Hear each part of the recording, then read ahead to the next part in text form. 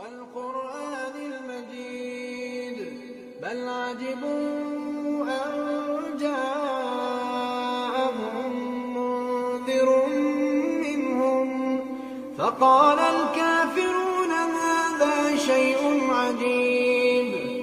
أإذا متنا وكنا ترابا ذلك رجع بعيد قد علمنا ما تنقص الأرض منهم وعندنا كتاب حفيظ بل كذبوا بالحق لما جاءهم فهم في أمر مريج أفلم ينظروا إلى السماء فوقهم كيف بنيناها وزيناها وما لها من فروج والأرض مددناها وألقينا فيها رواسي وأنبتنا فيها من كل زوج بهيج تبصرة وذكرى لكل عبد منيب ونزلنا من السماء ماء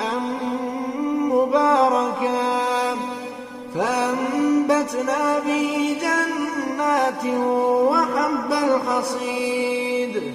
والنخل باسقات لها طلع نضيد رزقا للعباد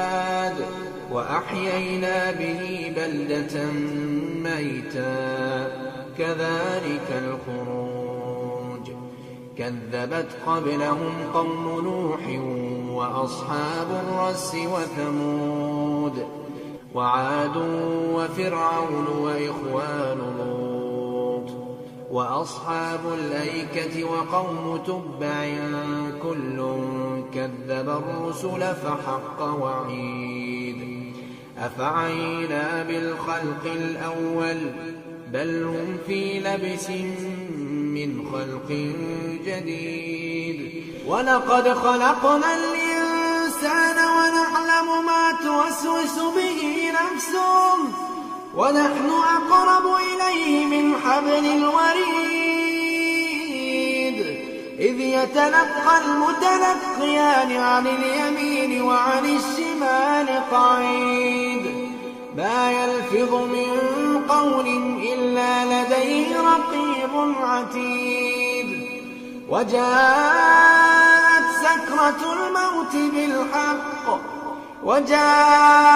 سكرة الموت بالحق ذلك ما كنت منه تحيد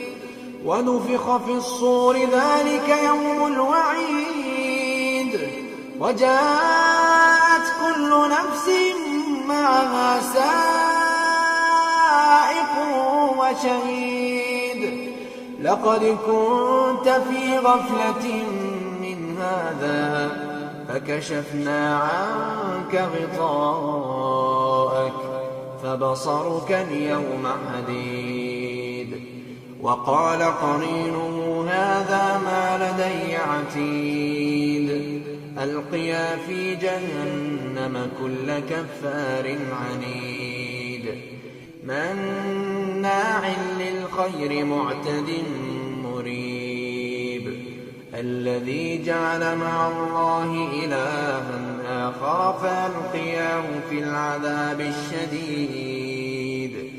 قال قرينه ربنا ما أطغيته ولكن كان في ضلال بعيد قال لا تختصموا لدي وقد قدمت إليكم بالوعيد ما يبدل القول لدي وما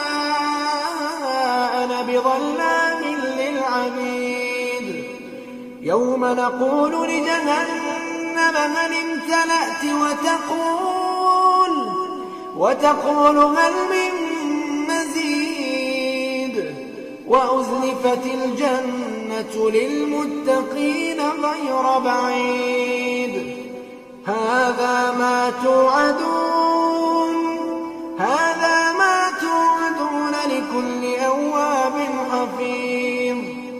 من خشي الرحمن بالغيب وجاء بقلب منيب ادخلوها بسلام ذلك يوم الخلود لهم ما يشاءون فيها ولدينا مزيد وكم أهلكنا قبلهم من قرن هم أشد منهم بطشا فنقبوا في البلاد هل من محيص إن في ذلك لذكرى لمن كان له قلب أو ألقى السمع وهو شهيد ولقد خلقنا السماوات والأرض وما بينهما في 6 أيام وما مسنا من لغوب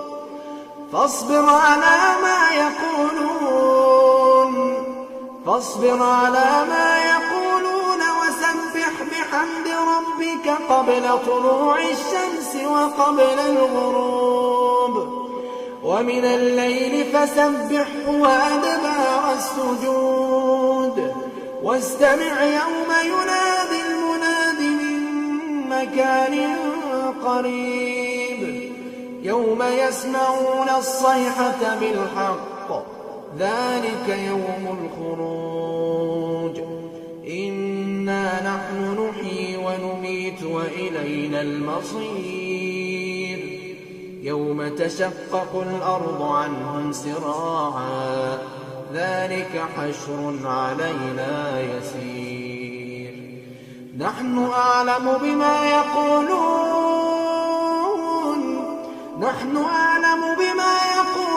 وما أنت عليهم بجبار فذكر بالقرآن من يخاف وعيد